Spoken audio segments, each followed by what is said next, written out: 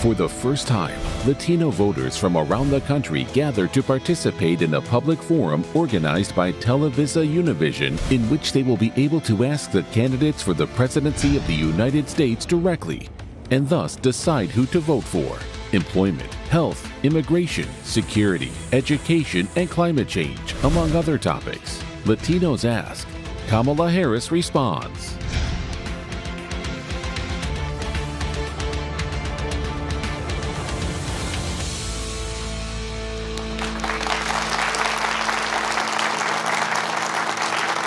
Madam Vice President, bienvenida, welcome.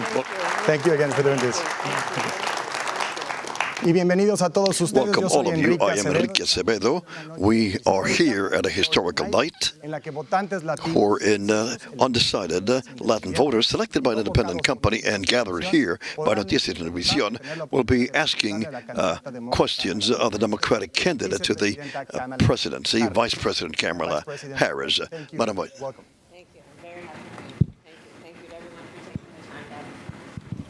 Particularly this week when we're facing a national emergency. So, well, let me start by, Enrique, thank you, and Univision and everyone who's here for this conversation. Let me grab a microphone. I'm sorry they didn't mic you. Okay. We'll fix it quickly. Thank you. Thank you, ma'am. Again, I thank everyone for taking the time to be here this evening and for this important conversation. And to Univision and Enrique, thank you. You mentioned the hurricanes. I'll start by speaking to all of the people who are living in the Southeast corridor who have been so devastated by Hurricane Helene, Milton, and I cannot stress enough the work that we have been doing around the clock to make sure that the federal resources are on the ground in partnership with state and local leaders to do the work of giving people the relief they need so immediately, plus a commitment to helping people in the long term. I do think that the crisis that we have just experienced and the ongoing effects of it because of these hurricanes are yet another example of the importance of having leadership at a moment of crisis who understands their role and responsibility.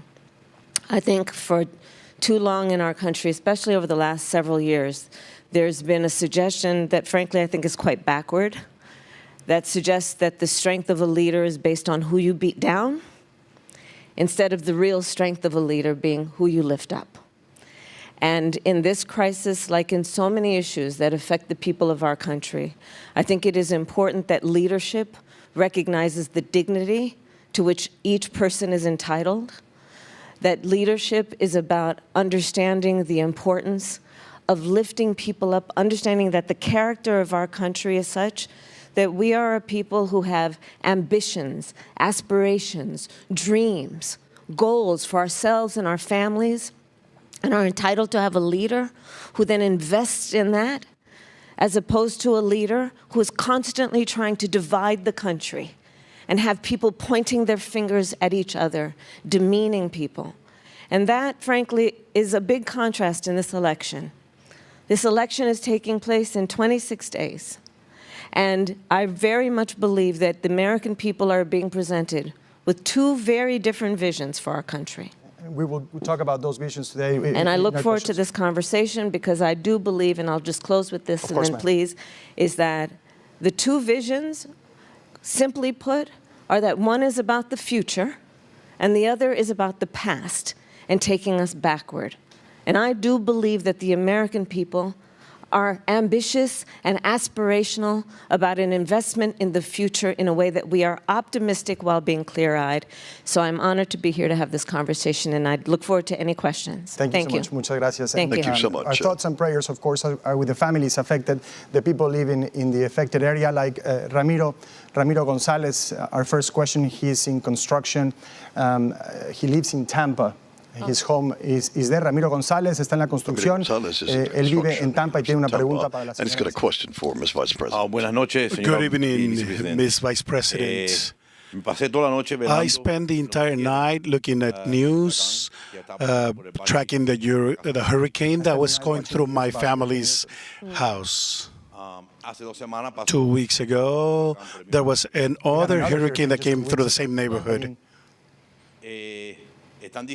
they are saying, or rumors are, that your administration didn't do enough to respond to the last hurricane.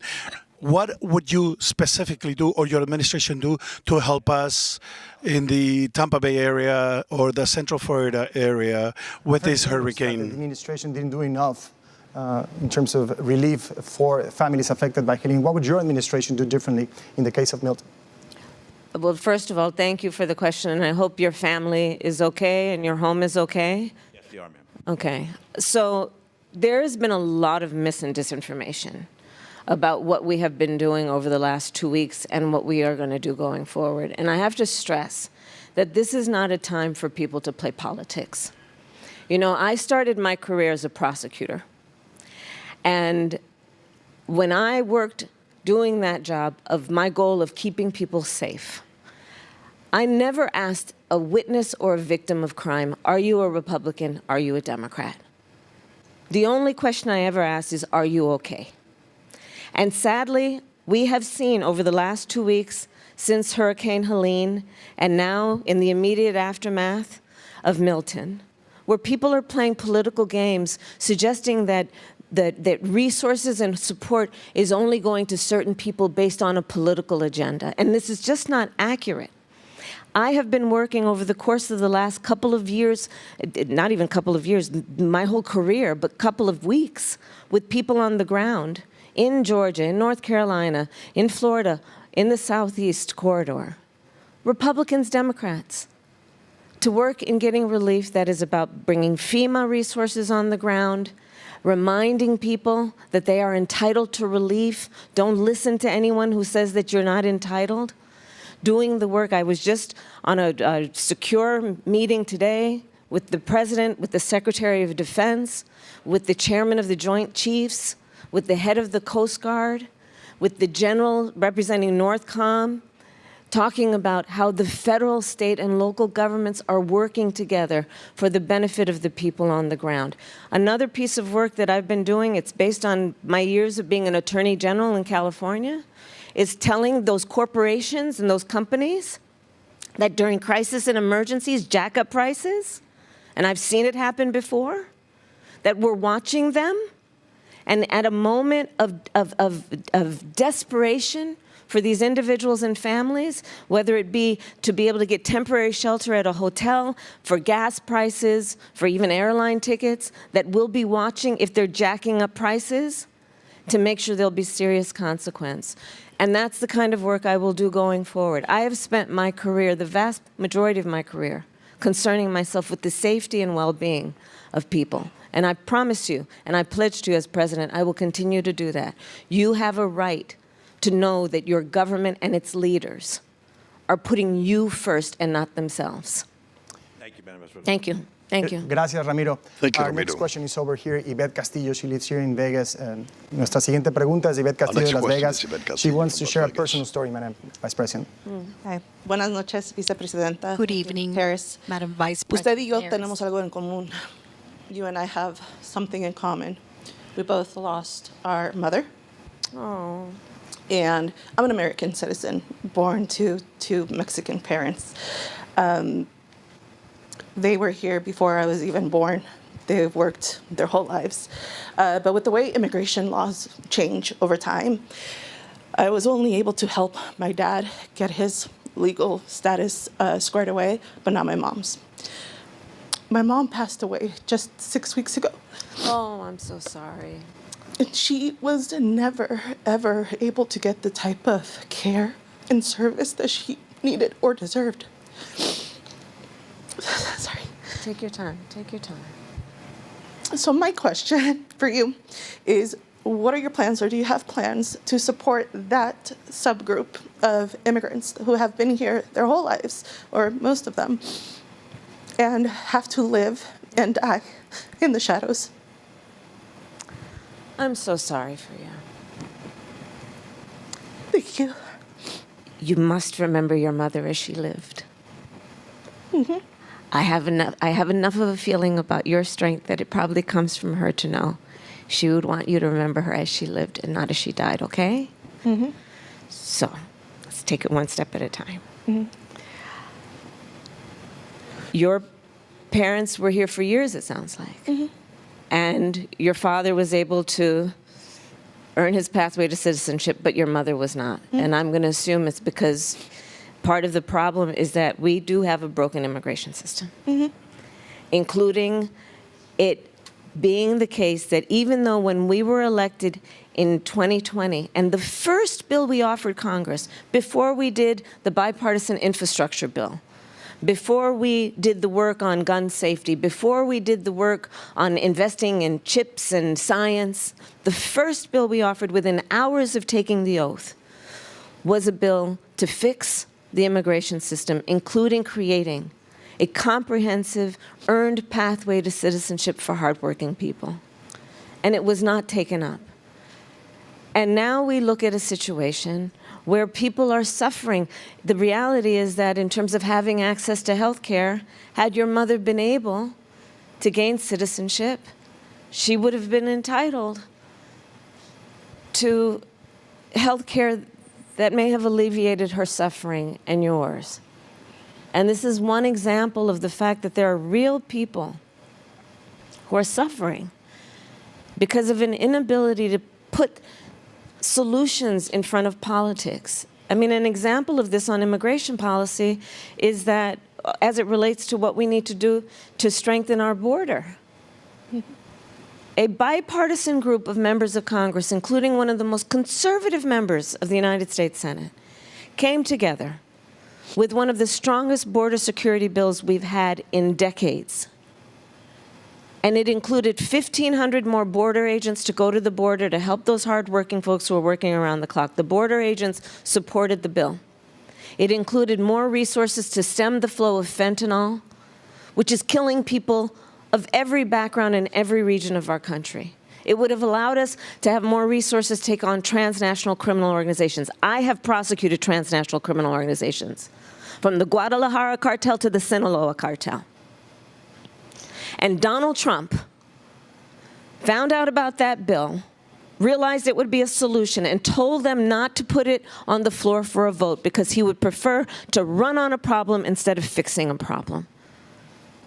And again, Enrique, we were talking about it, in terms of real leadership is about solving problems on behalf of the people. And I'm so sorry for what you've been through. I'm so sorry for what you've been through. And, you know, my mother came to the United States at the age of 19. She was by herself, came alone by herself. She raised my sister and me, Maya. And I know what it is like to have a hardworking mother who loves you and to lose that. But I know that her spirit is alive. I know her spirit is alive. And will you tell me her name and let's speak her name? Maria Dolores Figueroa. Maria Dolores? Okay, we speak her name, okay? Yes. All right. Thank you. Muchas gracias, Yvette. Thank you so much, Madam Vice President. We have Francisco Medina here with me. Tenemos a Francisco Medina. Francisco He comes from Medina San Diego, here. California, He and come- has a question about access to healthcare. Una pregunta sobre el sistema de salud. He has a question about the Gracias. health system. Very nice to meet you. Thanks for being here. Of course. Yo tengo una lesión en una de I mis rodillas. have an injured knee. Yo trabajo para el I work Departamento de Defensa. for the Department of Defense, and supposedly we have a very good I work for the medical Department of insurance. Defense, and supposedly we have very good healthcare. Los tiempos para ver a un especialista. But the sinceramente son times ridículos. that we have to wait to see a But the time to specialist see a are specialist sincerely are simply ridiculous. ridiculous. Finalmente después de 2 años. Finally, after 2 years of me aprobaron waiting, una resonancia al I was approved for an MRI. Finally, after 2 years, I was able to 2 get years? an MRI. Pero me dijeron que tenía que But I esperar was más de un told mes that I para needed to empezar mi wait for rehabilitación. over a have to wait month to for begin a month my to start rehabilitation. Entonces tomé la decisión de So I made the cruzar a decision México y en to cross the border Tijuana into encontré un Mexico, and in especialista, Tijuana I found a sin specialist necesidad de cita, without ya having to con make an cita y en appointment. I 45 went to minutos his ya me estaban clinic, and in atendiendo. 45 minutes I was being taken care of, So I and my went across the border rehabilitation had to Tijuana, begun. Mexico, and in less than 45 minutes, I was already seeing a specialist and having rehab. Mi pregunta para usted My question to you ¿cuál es is, su plan para what is mejorar your el plan sistema to de salud? improve What's your plan the to improve medical the system? So, I hope you're feeling better now. I'm sorry it took so long for you to get the support you needed.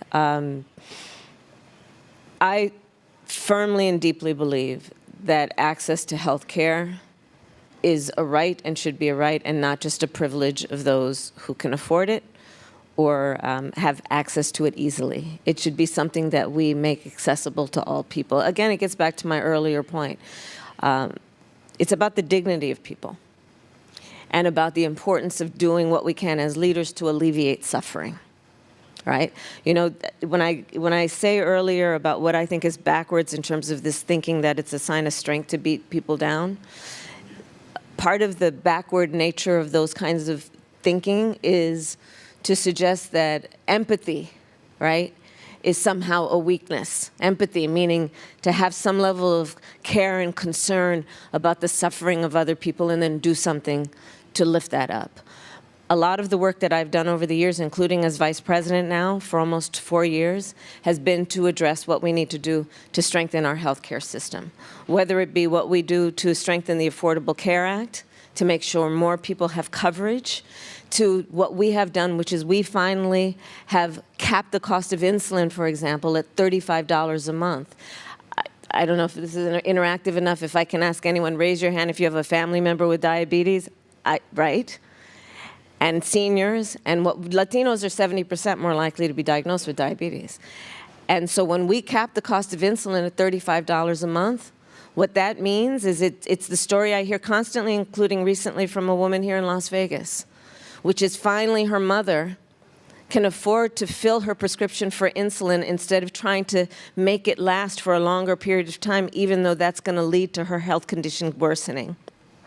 The work we have done has been about capping the cost of prescription medication for seniors at $2,000. My intention as President of the United States is to now make that available not just for seniors, but for everyone.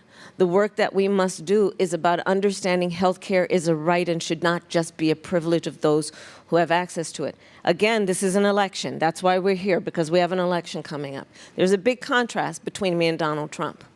When he was President of the United States, he and his friends 60 times tried to get rid of the Affordable Care Act. You remember what it was like before the Affordable Care Act. Pre-existing conditions. When an insurance company could deny you access to health care for a pre-existing condition, which could include asthma, your child has asthma, a survivor of breast cancer, diabetes. I mean, some would argue being a woman was a pre-existing condition under that plan. Tried to get rid of it. I urge everyone to look up Project 2025, which is his plan if he is elected president again. Google it. And you'll see the plan that he has that includes getting rid of Medicare, Social Security, and all of those things that are to the benefit of, again, the basic dignity of all people, and in particular, working people. Look, I come from the middle class. My mother was a working woman who raised me and my sister. My mother was able to finally, she saved up to be able to afford to buy a home by the time I was a teenager. I know everyone has ambition, works hard, has aspirations, but doesn't necessarily have all the resources that other people have. Access to health care should not be a function of how much money you have in your back pocket. That's how I think about the health care system, including what we need to do to make sure that someone like you who has dedicated yourself to our country and your work has access and doesn't have to go to another country to get what you need. Gracias. Thank you. Gracias, Thank Francisco. you. Thank you, Francisco. President. Over 1 million disability applications are stuck in our Social Security system, and Marta Rodriguez has a question about that. Marta, tu pregunta sobre las aplicaciones de discapacidad en el servicio. For disabled people at Social Security. Good evening. Vice President Harris. My name is Martha. I'm 62 years old and currently homeless. In 2020, I had a heart attack. Then I got diagnosed with long COVID, which will disable me for the rest of my life. Yeah. I lost my job, my income. I had no choice but to apply for Social Security disability. It's been 3 years. I've been waiting for a decision.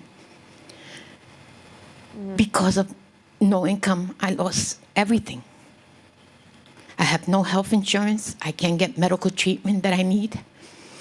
And my question for you is, how will you help the disabled people so that they can get insurance and make America great again?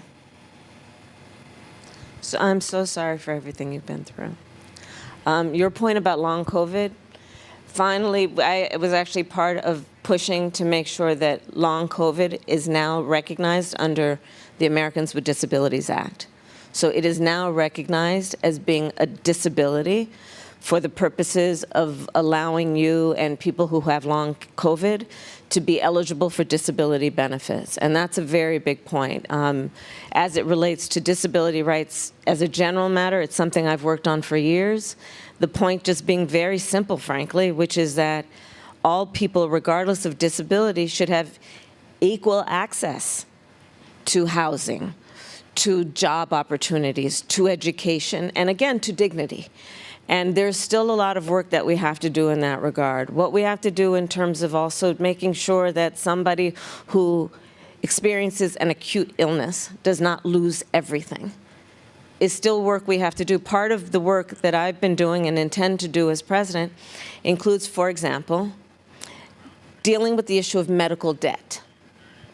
So this is a big issue, which is people through no fault of their own experience a serious illness, and then they acquire all these bills and debt. Right now, the system is that that medical debt can be used against your credit score.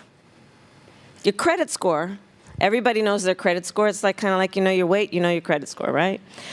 So your credit score, as we know, will determine your eligibility for everything from a small business loan to whether you qualify for a lease on an apartment. The unfairness of it, and this is what I intend to change, is that medical debt is not a measure of how responsible you are with money. It's about the fact that you experienced an emergency for which you did not plan because you did not invite it. And then it works against people's ability to do things like get an apartment. So there are a number of issues that I think you're raising around how we have to see the full person and understand how one thing connects to another. Because as you have explained, a health issue that then results in an issue about literally housing and whether you are unhoused, an issue that is about what you qualify in terms of benefits, again, to be able to live with dignity and have a quality of life to which you are entitled after what I can tell are years of working hard. Yeah. I worked for 45 years before I got sick. And to be waiting so long. Yeah. And all they can say is because of the pandemic. Thank you so much, Marta. Thank you. Thank you. I hope you address this. Gracias. I will, and I'll Thank you. remember your story. Thank you. Okay? Thank you, Marta. Thank you, Madam Vice President. Our next question comes over here from Mario Sigba. He was born in Uruguay but became a U.S. citizen 28 years ago. He lives in California. Mario, naciste en Mario, Uruguay you hace were born in 28 años. Uruguay te hiciste 28 ciudadano years ago. You became a U.S. citizen. Your question, please. Estoy encantado de conocerla. I'm pleased to meet Muy buenas you. noches. Good evening. Yo I'm registered as an independent voter. En el pasado he votado In the past, por el Partido Demócrata. I have voted for Por el Partido the Democrats Republicano. as well as the Republican Party. Hoy en día estoy indeciso. Nowadays, I'm undecided and a bit confused. I voted Democrat and Republican, but I'm confused right now. Yeah. He visto que, por ejemplo, I have seen that, for usted ganó instance, la candidatura you earn your sin, candidacy proceso without normalmente going through se usa, the o normal sea, process. las primarias, That is primary o elections or through a llamó mucho la caucus. atención. That really caught my Became a attention. candidate without going through the primaries or a caucus, like it usually happens. Eso me inclinó un poco para el lado de That Trump, sort of aunque inclined todavía me estoy indeciso. to vote for Trump. However, I'm still undecided. También me impactó y Also fue impacted algo me, and it muy was diferente, something cómo quite el different. presidente Biden, How President totalmente Biden destituido. was Me completely pareció algo sin precedentes. destituted. It seemed something Y- unprecedented. Sí.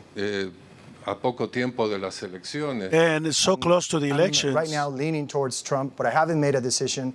I'm also concerned about the way I feel President Biden was pushed aside. Oh. Y a poco tiempo de las elecciones. And so close to Parece que the es una elections, circunstancia I believe extraordinaria. these are extraordinary Extraordinary circumstances. circumstances, given how close we are to the election. So, La pregunta, Mario. And Mario's question? The question, Mario. La pregunta es, So the question is, how can you clarify this whole process and how you were elected? Sure. And first of all, thank you for being so candid and allowing me to answer the question. Thank you. President Biden made a decision that I think history will show was probably one of the most courageous that a president could make, which is he decided to put country above his personal interest. And he made that decision. He within that same period of time, supported my candidacy and urged me to run. He and I have been partners for the last 4 years as his vice president, to him as the president. And I am honored to have earned the Democratic nomination. I am honored to have the endorsement of people from every walk of life. You will probably find that I probably have a bigger coalition of people who couldn't seem to be more different than each other, who have come together around my candidacy. From 200 Republicans who worked with and for both Presidents Bush, John McCain, Mitt Romney, including Liz Cheney, the former Congresswoman, and her father, the former Vice President, Dick Cheney, who was supporting me.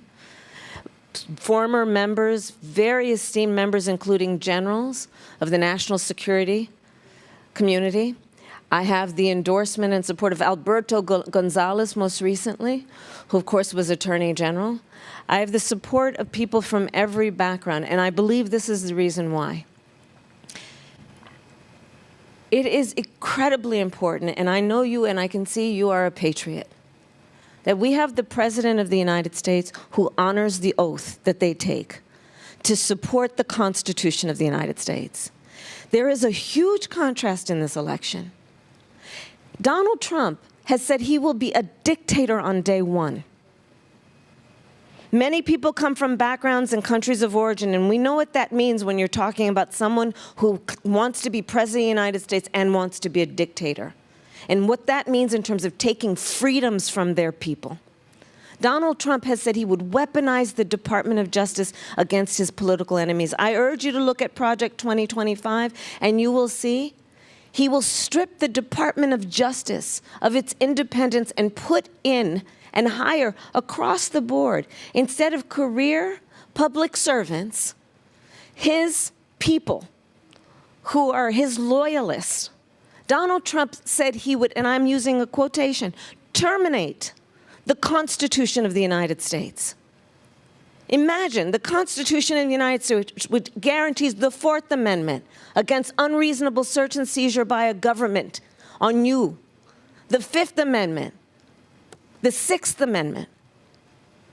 So I believe that the stakes right now are extraordinarily high, and potentially, some might say, historians have said, unprecedented. And so maybe the whole situation, including your point, is a bit unprecedented.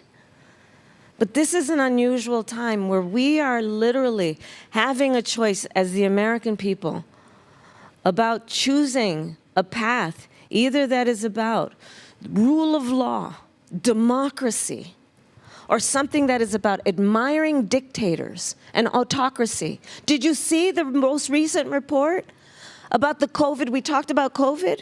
The COVID test? The most recent report, Donald Trump, according to that report, during the height of COVID, I'm sure there are people here who have family members or friends who died. And he secretly shipped off COVID tests to Vladimir Putin of Russia. When people the hundreds were dying every day. President Biden and I would work on it because disproportionately Latinos and African Americans were dying. So I present that to you, sir, to say this is an extraordinary time. It's an extraordinary time. And what is being presented to the voters of America right now is a real choice. and a real difference. So fundamental. This is not about a debate on trickle-down economic theory. It's literally about, do we support a democracy and the Constitution of the United States? Or are we going to go on the path of somebody who is a sore loser and lost the election in 2020 and tried to have a violent mob undo it? A violent mob that attacked the United States Capitol, that injured 140 uniformed law enforcement officers. Some died. To undo the will of the American people in a free and fair election. And I think, frankly, sir, that is why some former Trump supporters are supporting me. I think January 6th for a lot of people was just a bridge too far. It was just one step too far. So I hope to earn your vote, and I thank you for your candor. Thank you. Gracias, María. Thank you, Madam Vice President. We're going to try to get to as many questions as possible. We're just going to take a quick break. Hacemos una pequeña pausa y regresamos con más de este encuentro histórico. We'll come back with more of this historical encounter between undecided Latin voters and Vice President Kamala Harris.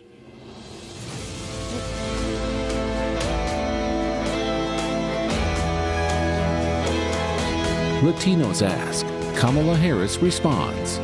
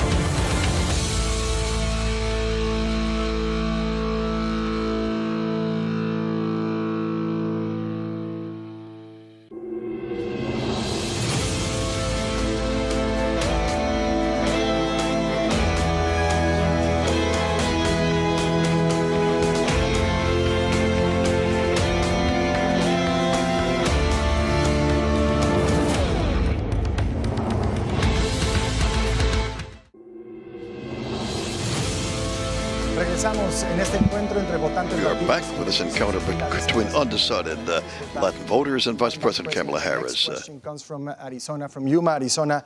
Carlos García viene de Arizona y tiene una pregunta para la Garcia comes from vicepresidenta. Arizona with a question. Buenas noches, for the señor Vice President. Good presidente. evening, Es un honor estar aquí en esta Vice noche. President. It's Yo an honor soy to be here Carlos tonight. García, vengo I de am Yuma, Carlos Arizona. Garcia. I come from Yuma, Arizona, Como usted sabe, on the su border. contrincante And as you rival, know, Donald Trump, your opponent, acusa a rival usted Donald de Trump, permitir accuses you of allowing frontera, una inmigración in descontrolada. I come from Yuma, Arizona, and as you know, your border, opponent has uncontrolled accused you of immigration. allowing the border to be out of control, as well as undocumented immigration. Soy testigo de I agentes am federales, witness, como I've usted witnessed mencionaba, of federal agents, as you mentioned, trabajando horas largas, tired working long cerrada por hours, las the olas border de closed inmigrantes because que of the vienen, waves of y el immigrants that are miedo en coming, los and neighborhoods, the porque la gente está fear in the pasando neighborhoods because I've seen Border people Patrol are agents passing exhausted through from working in long early hours hours of the I've seen day. fear in my community, as well as the borders that are closed for us living across the border on Yeah. each side. ¿Qué va a hacer usted si es What presidente will you do diferente if a la you are presidencia de president Joe Biden? that is different En than what forma the para presidency arreglar of Joe el problema Biden de has frontera? done in order to Border fix crossings, this problem actually. at the border? Correct. What would you do differently from what's been done in the Biden administration to make sure that the border is secure and orderly? Thank you. Thank you for the question. And I was just recently in Arizona at the border. Let me start with this. Perhaps what distinguishes me from at least a couple of people. I was the top law enforcement officer of the biggest state in this country, California, that is also a border state. I have taken on transnational criminal organizations.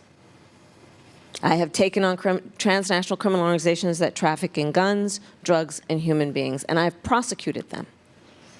I led a bipartisan group of attorneys general, American attorneys general, to Mexico City to work with Mexican attorneys general to combine intelligence and resources to prosecute those cases, including what was going south as well as what was coming north. So I will put my record up against anyone in terms of the work I have always done and will always do to ensure we have a secure border. Which is why I also mentioned then, in the context of an earlier question, the point about the border security bill. So I was just in Arizona at the border. I spoke with the Border Patrol leaders there. They are, to your point, they're working around the clock. And they need more support. 1,500 more border agents would have gone to the border, except Donald Trump got in the way of that bill many months ago, which would mean those many months of more resources going to help those very agents you are talking about. Many months of what could have been happening right now in terms of putting resources into fentanyl and stopping the flow of fentanyl, which we know is killing people every day in America. The trafficking issue, and again, work I have done and care deeply about. So my pledge to you is that by the grace of God and hopefully with your support as well, when I am elected president, I will bring back that border security bill and I will sign it into law and do the work of focusing on what we must do to have an orderly and humane pathway to earn citizenship for hardworking people. I think it is a false choice for people who would say you do one or the other. I believe we must do both. I believe we can do both. And my pledge to you is to work on that. The solutions are at hand. We need the political will. And I thank you for the question. Thank you. Thank you. Thank you, Carlos. Gracias, Carlos. Thank you, Carlos. Madam Vice President. Our next question is over here. Jesús Aispuro is voting for the first time in November. Jesús está por votar por primera vez en noviembre. Adelante, Jesús. Go ahead, Jesus. Good evening. My name's Jesus. So it's been a couple years since I've gone out of college. And in that time, I actually met a lot of people, a lot of classmates that became friends. And one thing that happened that time is a lot of them were talking, feeling this theme of fear. And a lot of these classmates were actual dreamers. Yeah. And, they had to live day by day and, had that fear in them. Yeah. So my question to you is, how would you get these students under DACA the opportunity and citizenship to continue? Thank you, and congratulations on being a first-time voter. That's wonderful. Your voice is your vote, and this is, again, part of the point of a democracy. As long as we can hold on to a democracy, each individual has the ability and the power to determine the course of our country through your vote and so many other ways. So our dreamers. This is, again, a very big example of what the price is to pay for a broken immigration system.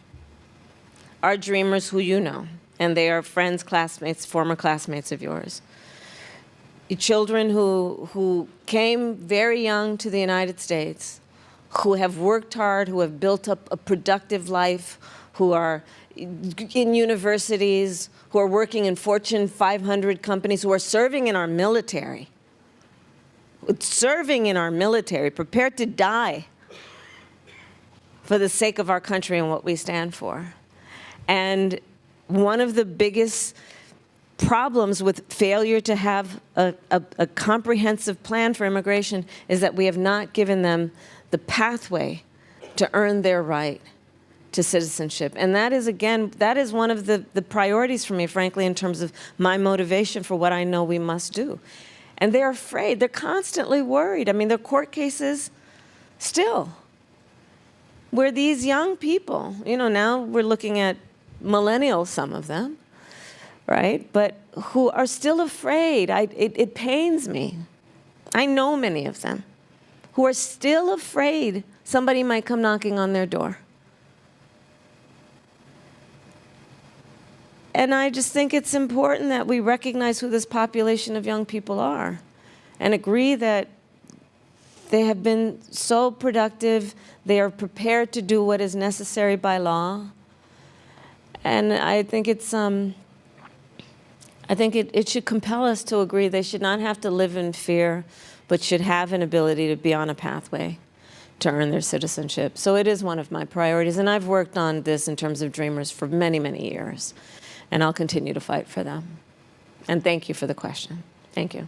Gracias, Jesús. Thank you, Jesus. Thank you, Jesus. Thank you so much. Mr. We're going to Vice take a President. quick break. Again, vamos a tomar una pausa breve. Regresaremos con más de las preguntas de los votantes. More questions from the Latin undecided voters with Vice President Kamala Harris. We shall come back.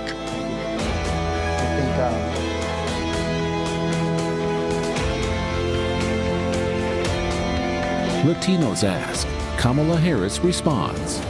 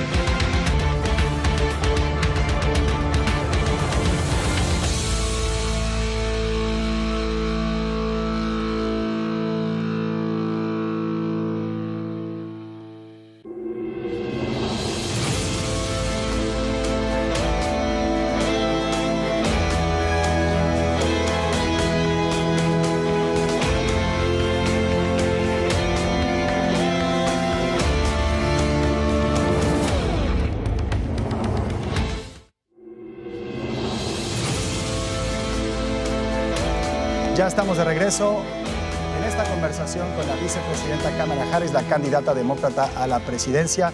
Madam Vice President, our next question comes from Wendy Solares. Wendy lives in Los Angeles. Her parents are Mexican. Wendy viene de Los Ángeles y sus Wendy papás son comes from mexicanos. Los Angeles. Her parents Adelante, are Wendy. Mexican. Go ahead, Wendy. Buenas noches. Good evening, Vicepresidenta. Madam Vice President. Sí, mi nombre es Wendy Solares. And I am Suárez. Wendy Vengo aquí Solares como Suárez. mamá de familia. I am here and I Yo come en mi before casa you as a somos mom. mi esposo, In mis my hijas, house, mis we papás y yo. live my I'm a mother. children, my husband, my husband, I have 5 parents, daughters, and my parents living with us at home.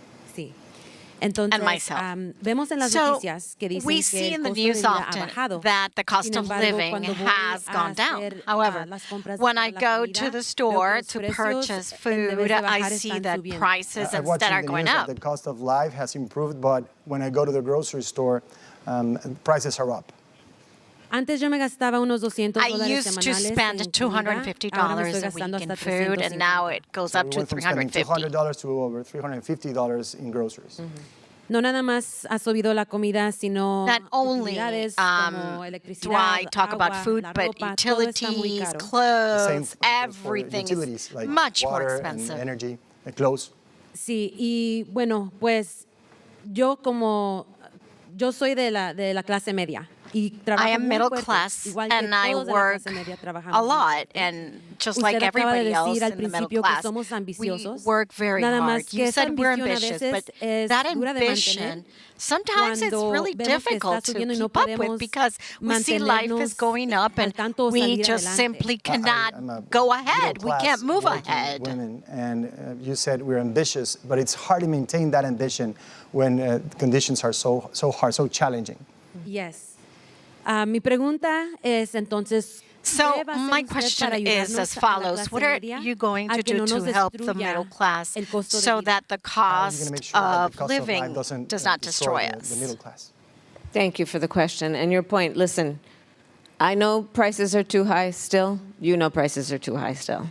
And we have to deal with it. Here's how I feel about it. Again, you've heard my story. I come from the working class. I'm never going to forget where I come from.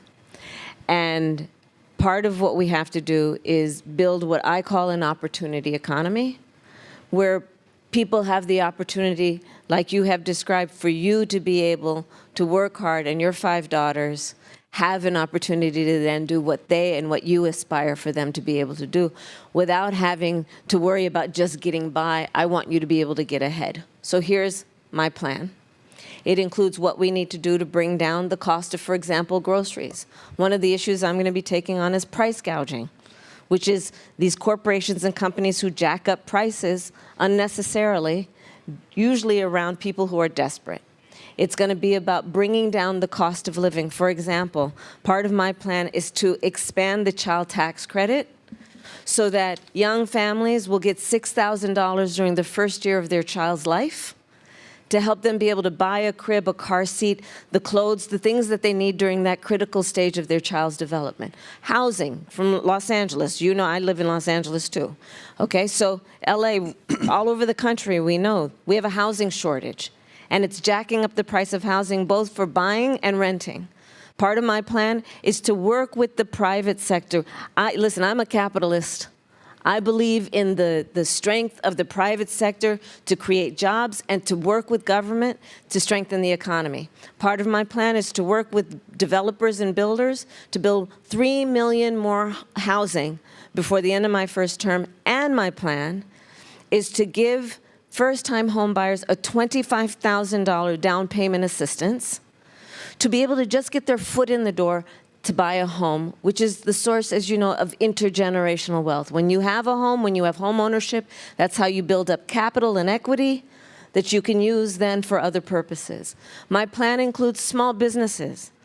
You know, so growing up, we lived in an apartment above a child care center, which was owned by the woman that helped my mother raise us. We called her our second mother. She was a small business owner. I know who our small businesses are. And they are business leaders, they are civic leaders, they are community leaders, they hire locally, they mentor, and they need more support. Small businesses are part of the backbone of America's economy. Part of my plan is for startup small businesses that The tax deduction right now is $5,000, to extend it to $50,000. Knowing what that will mean to tap into the ambition and the aspirations that people have, knowing that unlike my opponent, who got handed $400 million on a silver tray and filed for bankruptcy 6 times, most people don't have that access to the wealth that is necessary for them to start a small business. But when they do, it's to their economic benefit as well as the economic benefit of the community. So these are just some of my plans, but there's another one that's more specific to, I think, your circumstance. And it's about also dealing with the sandwich generation.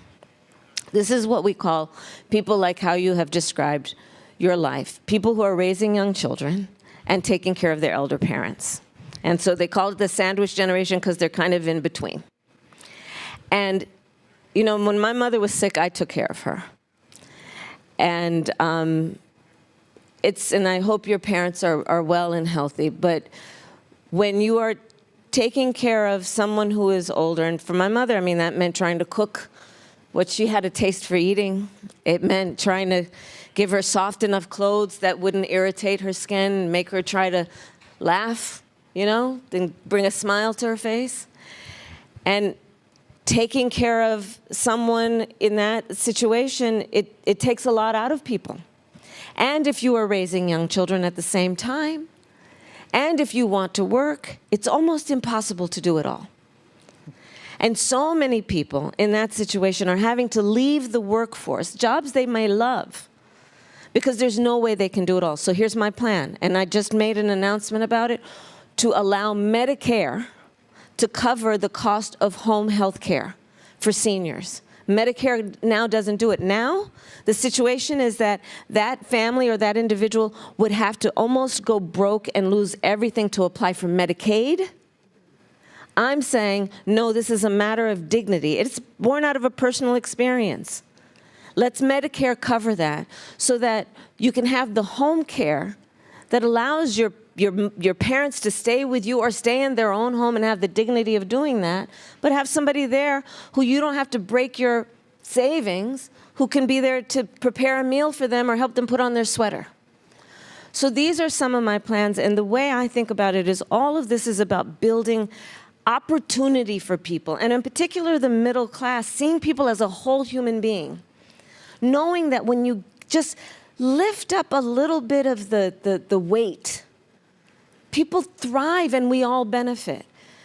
And so that's how I think about the economy. But we got to bring down prices, but we're still, the last numbers just today, I think it was, inflation is now down to 2.4. So we call it the macroeconomic numbers are looking good, but it still doesn't change the experience you're having at the grocery store, and we still need to deal with that. Gracias. Thank you. Gracias, Thank Wendy, you. por compartir esta Thank experiencia. Thank you, Wendy, for sharing this experience with us. On our last segment, we're going to try to get to as many questions as possible. Vamos a tratar de tener todas las We're going preguntas to que try to podamos ask en as lo many que queda questions as tiempo. possible Volvemos con in the más. time we have left. We shall come back here, back to Univision.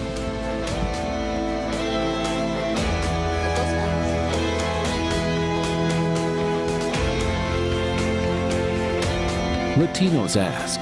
Kamala Harris responds.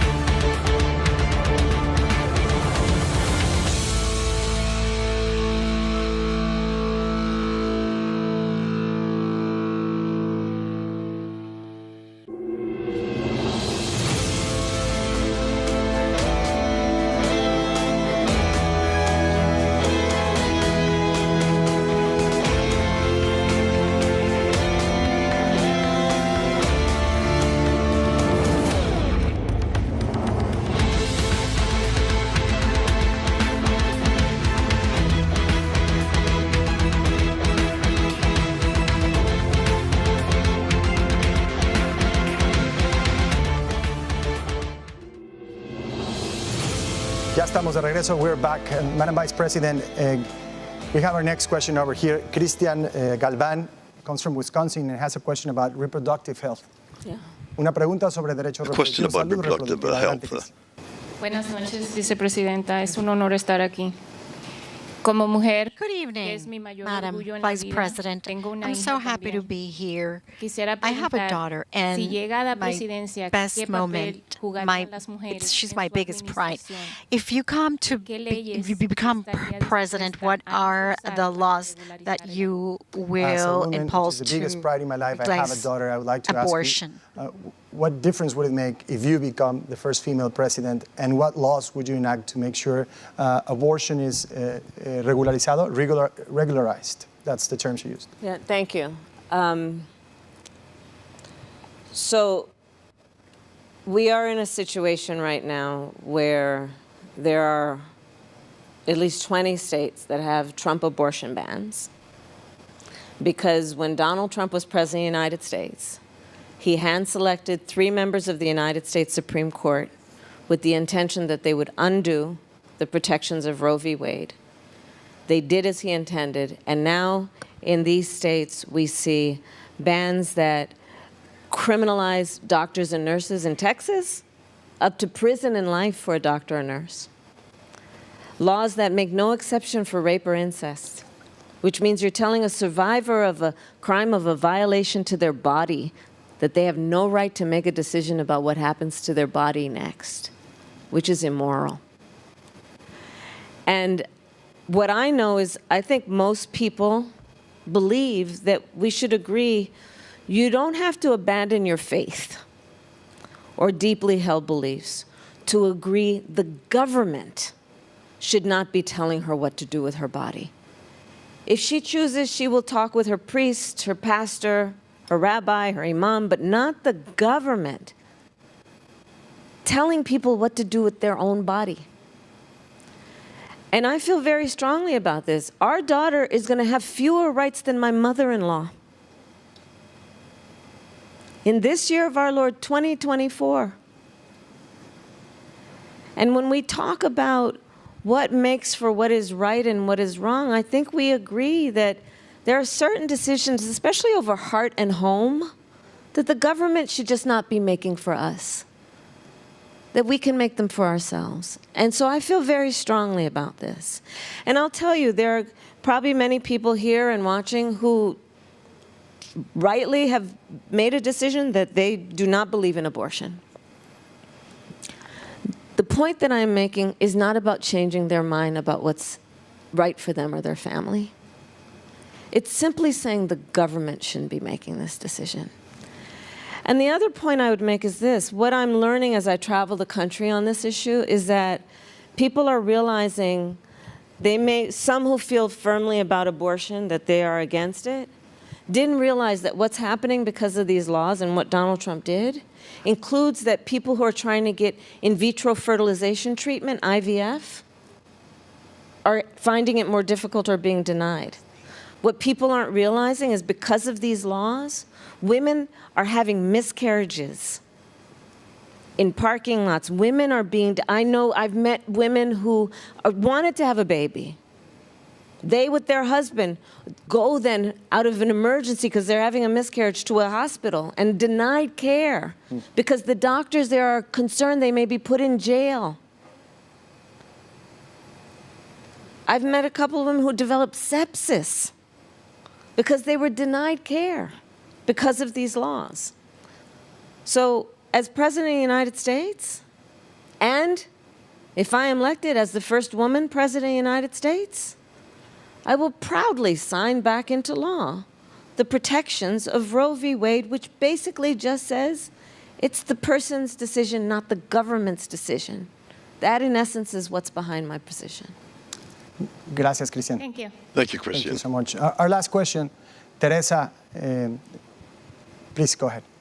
Señora Vicepresidenta, buenas noches. Madam Gracias Vice por estar President, aquí good con evening. nosotros. Thank you so much for being here with us Dejando la tonight. política, quisiera Politics preguntarle aside, algo I would más like personal. to ask you I would like to something ask you something more personal. personal, putting politics aside. Sure. Y de cómo usted valora I'd like a la gente to know con la que how no está de you acuerdo. value And how do you value people who you don't agree with? Que me imagino que And I do imagine that in Washington, Washington you there are find many. plenty of them. Mi pregunta para ustedes. And my question, hence, ¿Me for puede you decir is as follows. tres Could you virtudes please que give tiene me el 3 presidente virtues Donald Trump? that Could you mention 3 virtues of President Donald Trump? President Donald Trump has? So, thank you for the question. Let me start with this. Based on a life experience, I know that the vast majority of us have so much more in common than what separates us. And part of what pains me is the approach that, frankly, Donald Trump and some others have taken, which is to suggest that it's us versus them, whoever that may be. And having Americans point fingers at each other, using language that's about belittling people and calling them names and meant to make them afraid and live in fear. I don't think that's healthy for our nation. And I don't admire that. And in fact, I'm quite critical of it coming from someone who wants to be president of the United States. I think I think Donald Trump loves his family, and I think that's very important. I think family is one of the most important things that we can prioritize. But I don't really know him, to be honest with you. I only met him one time on the debate stage. I'd never met him before. So I don't really have much more to offer you. But with the remaining time I have, Yes, ma'am. one of the things that occurred to me in terms of the previous question, I invite anyone who's interested in my policy perspective to go on to kamalaharris.com. It's my website. And you'll see I have 80 pages of my policies as it relates to the economy, healthcare. We talked about that and so many other things. And I invite anyone, if you're interested in more detail, please go there to see that. Madam Vice President, thank you so much for this time, and thank you so much for having this historic conversation with undecided Latino voters. Gracias a todos ustedes Thank you por estar all aquí, for por being sus here, preguntas y su for your paciencia. questions and your patience, for answering. Thank you all. El próximo jueves, Next Thursday, next week, Wednesday, October 16th, we shall have an encounter with the Republican candidate to the presidency, Donald Trump. This is all for the time being. I am Enrique Acevedo, and on behalf of all the Univision team, I thank you very much for your attention and your trust in us. Thank you so much. Good night. Thank you again.